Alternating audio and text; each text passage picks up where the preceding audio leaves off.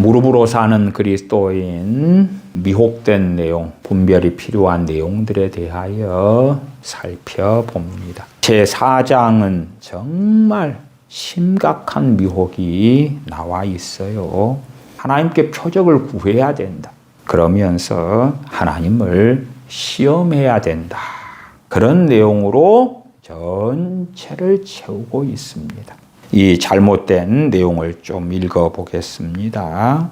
52페이지. 하나님을 시험해도 되는가? 한 걸음 더 나아가서 우리가 감히 하나님을 시험하다니 라는 생각이 뇌리를 스쳐간다. 표적을 구하는 것은 하나님을 시험하는 일인가? 그리스도인들이 하나님을 시험하도록 설득할 수 있다면 좋으련만 55페이지로 가면 하나님께서 기드온에게 하나님을 시험하도록 허락하셨다는 사실은 우리에게 더없이 위로와 안심이 된다. 또한 하나님을 시험하는 가장 놀라운 사례가 갈릴리 바다 위에서 일어났다. 베드로는 우리 주님을 시험하였다. 주여 만일 주시어든 나로 무리를 걷게 해주세요. 주님을 베드로 사도는 시험했다. 마태복음 14장 28절에 주여 만일 주시어든 나를 명하사 물 위로 오게 하소서. 이것이 주님을 시험한 내용이었다. 그렇기 때문에 우리는 하나님을 시험해야 된다. 그래서 표적을 구하라. 하나님을 시험해라. 하나님을 시험하도록 그리스도인들로 하여금 하나님을 시험하도록 설득할 수만 있다면 얼마나 좋을까. 그런 주장을 합니다. 그리고 말라기 3장의 온전한 11조를 참고해 드려서 하나님께서 복을 주시는 것에 대하여 시험하라. 말씀하신 것을 일반론으로 가져와서 봐봐라. 하나님을 시험하라고 했지 않느냐. 우리는 기도를 통하여 하나님을 시험해야 된다. 그러면서 이상한 예제들을 가득히 채워놓습니다. 하나님은 자신을 시험하라고 하셨다. 56페이지를 읽어보면 전능하신 주 하나님 자신께서 자기를 시험해 보라고 명령하지 않으셨던가. 말라기 3장 10절 만군의 여호와가 이르노라. 너희의 온전한 11조를 창고에 들여 나의 집에 양식이 있게 하고 그것으로 나를 시험하여 내가 하늘문을 열고 너희에게 복을 쌓을 곳이 없도록 붙지 아니하나 보라. 고 하나님께서 말씀하시지 않으셨던가. 그렇다. 하나님께서는 나를 시험해 보라고 말씀하신다. 나는 정정당당하게 기도로 하나님을 시험해 보았는가. 이러한 질문을 모든 그리스도인들은 스스로 해보기를 바란다. 이러한 말도 안 되는 주장을 합니다. 아니 우리는 성경을 모릅니까? 마태복음 4장 7절에 주님께서는 말씀하세요. 원수 마귀 사탄 마귀에게 기록되었으되 주 너의 하나님을 시험치 말라 하였느니라. 마태복음 4장 6절에는 마귀가 주님께 무엇이라고 말합니까? 네가 만일 하나님의 아들이어든 뛰어내리라. 그렇게 주님을 성전 꼭대기에 세우고 이야기할 때에 주님께서는 기록되었으되 주 너의 하나님을 시험치 말라 하였느니라. 신명기 6장 16절에 너희가 마사에서, 마사는 르비딤입니다. 르비딤 반석을 모세 선지자가 쳐서 물이 나온 것을 우리는 기억하지요. 그곳을 또한 마사라 그랬습니다. 신명기 6장 16절에 너희가 마사에서 시험한 것 같이 너희 하나님 여호와를 시험하지 말라. 주님께서 명백히 이 신명기 6장 16절을 가지고 기록되었으되 주 너의 하나님을 시험치 말라 증거하셨어요. 그런데 이 무명의 그리스도인 이 사람은 무릎으로 사는 그리스도인 시험이라는 기도에 대한 책을 쓰면서 하나님은 자신을 시험하라 그랬다. 그러면서 베드로 사도도 주님을 시험했다. 만일 주시어든 나로 명하사 무리를 걷게 하소서. 보아라. 기도원의 양털을 보아라. 양털에만 물이 있는 것, 양털만 마른 것, 이런 걸 통하여 하나님은 자신을 시험하라고 하신 거다. 하나님을 시험하자. 제가 1990년대 같은 경우는 여러 부흥 집회에 갔을 때에 하나님을 시험하라고 어떤 부흥사들이 설교를 하더라고요. 특별히 기도원 양털 같은 것을 통해서. 그러한 기괴한 성경 해석과 설교가 어디에서 튀어나왔는가 했더니 이런 데서 튀어나왔던 것이에요. 그러면 말라기 3장 10절에 온전한 11조를 하나님께 드려서 나를 시험해보라 말씀하신 것은 무엇이냐? 그러면 예외적인 명령이 되는 것입니다. 일반적 명령이 결코 아니에요.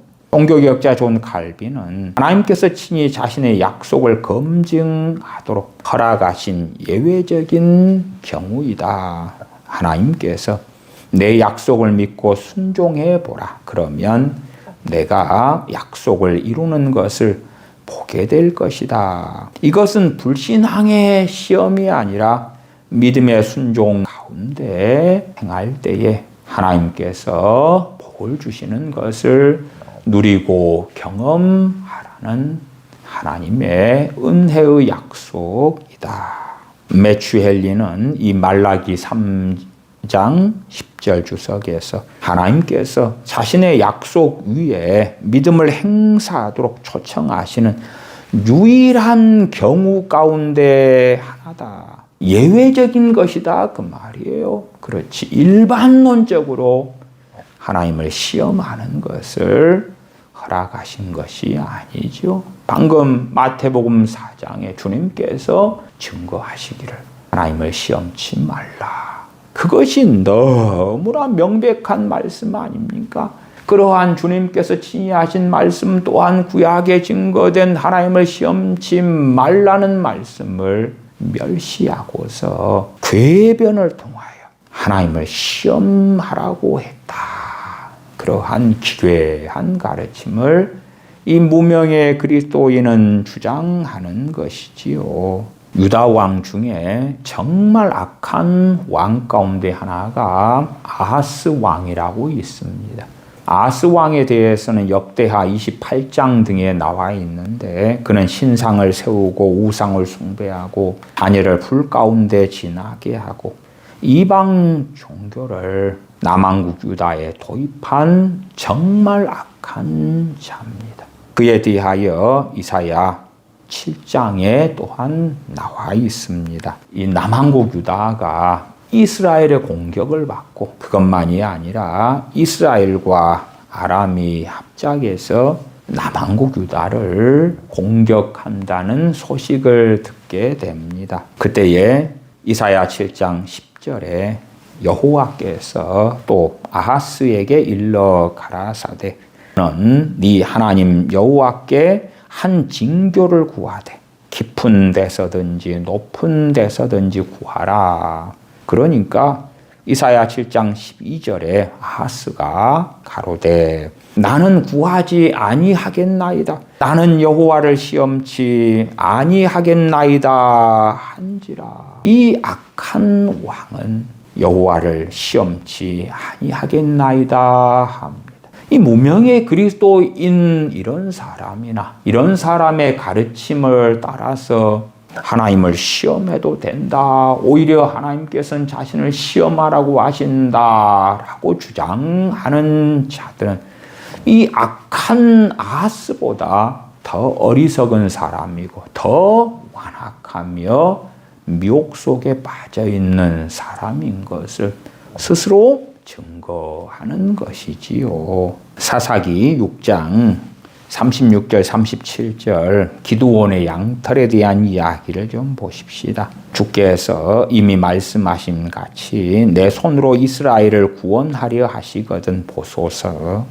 내가 양털 한 뭉치를 타작마당에 두리니 이슬이 양털에만 있고 사면 땅은 마르면 주께서 이미 말씀하신 같이 내 손으로 이스라엘을 구원하실 줄 내가 알겠나이다. 이러한 기드온이 양털의 표적을 구한 것에 대하여 메추헬리는 잘 주석합니다. 하나님께서는 기드온의 연약함을 용납하셨던 것이다. 그러하지 이것을 성도의 규칙으로 주신 것이 결코 아니다. 62페이지를 보면 이 무명의 그리스도인이라는 사람이 어떠한 책을 읽으면서 하나님을 시험하는 것을 하나님이 원하신다 이러한 대한 주장을 하는지를 알게 됩니다. 하나님께서 기꺼이 시험받기 원하신다는 데 대해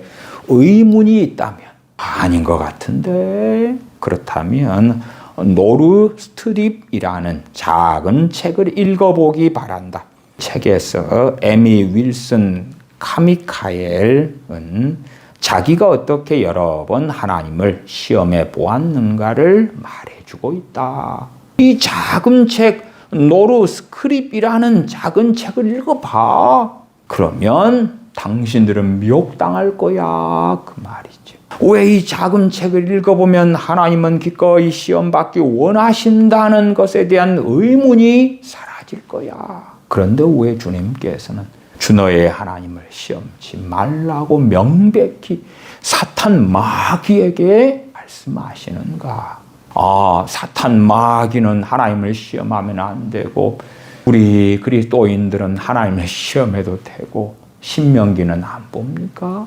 하나님의 백성들은 하나님을 시험해도 된다는 이 기괴한 주장이 어떻게 튀어나올 수 있는가? 65페이지 첫 번째 문단에 하나님을 시험하는 문제를 마치기 전에 하나님께서는 이따금씩 자기를 시험하도록 유도하신다는 점을 지적하고자 한다. 하나님께서는 자신을 시험하도록 이따금씩 유도하신대요. 66페이지를 읽어보면 사랑하는 아버지께서는 자신의 자녀가 한순간이라도 염려나 채워지지 않은 필요 가운데 있기를 원치 않으신다. 물론 이것도 잘못된 이야기고 우리가 필요한 것이 아무리 크다 할지라도 또한 우리의 요구가 아무리 많다 할지라도 하나님께서 명하신 대로 하나님을 시험하기만 하면 하나님께서 주시는 모든 축복을 쌓을 곳이 없을 것이다. 가로 말라기 3장 10절. 말라기 3장 10절은 온전한 11조에 대한 이야기지요. 또한 말라기 3장 10절도 제가 11조에 대한 설교들을 하면서도 몇 차례 설명드렸던 것처럼 우리 개개인에 대한 약속이 아닌 거예요. 이스라엘 백성 한 개인이 온전한 11조를 드리면 복을 쌓을 곳이 없도록 부어주신다. 그런 약속이 아니에요. 말라기 3장 10절에서 12절을 자세히 보셔야 돼요. 만군의 여호와가 이르노라 너희의 온전한 11조를 창고에 들여 나의 집에 양식이 있게 하고 그것으로 나를 시험하여 내가 하늘 문을 열고 너희에게 복을 쌓을 곳이 없도록 붙지 아니하나 보라. 만군의 여호와가 이르노라 내가 너희를 위하여 황충을 금하여 너희 토지 소산을 멸하지 않게 하며 너희 밭에 포도나무의 과실로 기한 전에 떨어지지 않게 하리니 너희 땅이 아름다워짐으로 열방이 너희를 복되다 하리라. 말라기 3장 10절에서 12절을 보면 너희의 온전한 11조 너의 그게 아니라 복수예요. 너희에게 복을 쌓을 곳이 없도록 붙지 아니하나 보라. 내가 너희를 위하여 황충을 금하여 너희 토지 소산을 너희 밭에 너희 땅이 아름다워짐으로 열방이 너희를 복되다 하리라. 이것은 개인에 대한 약속이 아니라 국가적 언약 공동체에 대한 축복의 약속. 약속이다고 종교개혁자들이나 청교도들은 잘 주해하고 있습니다. 초대교회 교부들도 이것은 개인보다 공동체에 대한 약속입니다. 언약 백성 전체에 대한 약속인 것은 너희 땅 열방이 너희를 복되다 하리라 라는 말씀을 통해서 어느 한 개인에게 적용될 수 없는 말씀인 것을 알 수가 있다. 이스라엘 전체를 향한 언약적인 하나님의 선언이다. 이것은 신명기 28장의 축복과 저주와 연결되는 말씀이 된다고 잘 주석합니다. 계속하여 67페이지를 보면 하나님을 시험하는 것에 대한 예제를 이야기하는데 그 중에 하나에 대한 이야기가 있습니다. 도나부 선교사가 하나님을 시험했던 놀라운 일을 들어보자. 인근 언덕 위에 휴양소를 하나 구입하는 문제가 대두되었다. 많은 기도가 있었다. 마침내 만일 그 집을 구입하는 것이 하나님의 뜻일진데 정확하게 100파운드의 돈을 공급해 달라는 기도를 드리게 되었다. 하나님, 저 집을 사는 것이 하나님의 뜻이면 100파운드를 주세요. 보내주세요. 그랬더니 그 금액이 즉시 공급되었다. 그러나 그들은 여전히 망설였다. 2달 후에 다시 그 집을 구입하는 것이 하나님께서 찬성하시는 것인지 전과 똑같은 표적을 달라고 하나님께 기도했다. 바로 그날에 100파운드의 수표가 또 들어왔다. 그래도 그들은 이를 진척시키기를 주저했다. 그러나 며칠 안 되어 100파운드의 수표가 또 들어왔다. 얼른 그 집을 사라. 그렇게 하나님을 시험하는 희한한 예제들을 들고 있어요. 이러한 예제들을 통하여 미혹을 시키는 것이에요. 하나님을 시험해야 돼. 하나님께서 명하신 대로 하나님을 시험하기만 하면 하나님께서 주시는 모든 축복을 쌓을 곳이 없을 것이다. 그러한 정신 나간 가르침을 합니다. 그래서 하나님을 거역하는 자, 하나님의 반대편에 서 있는 자들이 되지요. 주님께서는 주 너의 하나님을 시험치 말라. 또한 유다의 악한 왕이었던 아하스 왕도 하나님을 시험하지 않겠습니다. 그렇게 말하는데 나는 하나님을 사랑합니다. 주님을 사랑합니다. 그런데 하나님을 시험할 거예요. 하나님을 시험하는 것이 아니라 믿음으로, 순종함으로 전능하신 아버지 하나님께 나아가야 하는 것입니다. 기도하겠습니다. 아버지 하나님, 미혹된 잘못된 가르침을 통하여 하나님을 영화롭게 하며 믿으며 순종함보다 하나님을 테스트하는, 시험하는 어리석음에 저희가 들지 않게 하여 주시옵소서. 저희들에게 성령님을 통하여 분별력을 허락해 주셔서 잘못된, 거짓된, 미혹된 가르침들에서 벗어나게 하여 주시옵소서. 우리 주 예수님의 이름으로 기도하옵나이다. 아멘.